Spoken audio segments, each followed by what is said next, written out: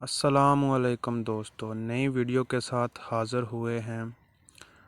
بھنڈی توری سرد مزاج اور خشک ہوتی ہے، پیشاب کی جلن کو دور کرتی ہے، کبھی کبھی قبض بھی کر دیتی ہے، دیر ہضم ہے، خشکی دور کرتی ہے۔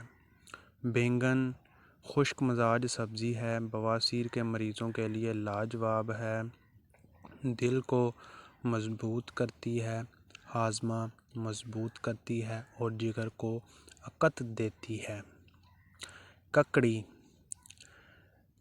پکا کر کھائیں یا دونوں حالتوں میں کھائیں، مفید ہے۔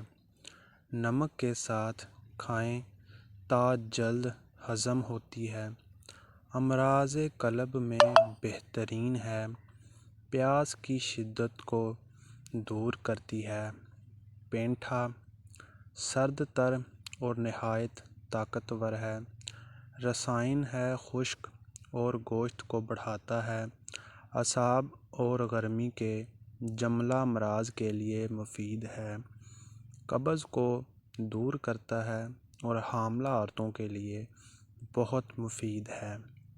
حلوہ کدو سرد تر مزاج رکھتا ہے اور جلد ہضم ہے، دل، دماغ اور جگر کو طاقت دیتا ہے، پیشاب کی جلن کو دور کرتا ہے، گرمی کا بخار دور کرنے کے لیے کدو کا ٹکڑا پاؤں اور ہاتھوں پر ملیں۔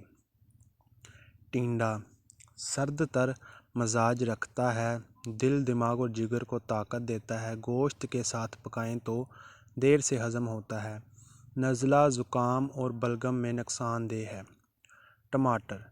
ٹماٹر خون پیدا کرتا ہے اور قبض کشا ہے، گردوں کی تکلیف میں ٹماٹر سے پرہیز کریں، چھلکا ہضم نہیں ہوتا اس لیے چھلکا اتار کر ہی کھائیں، موٹاپے اور شوگر کے امراض میں مفید ہے۔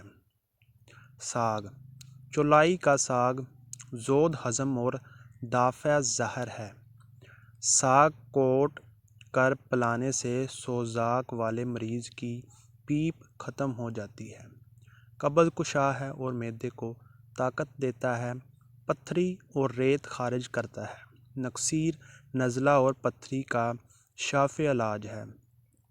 کلفہ کا ساگ درد گردے کو ختم کرتا ہے۔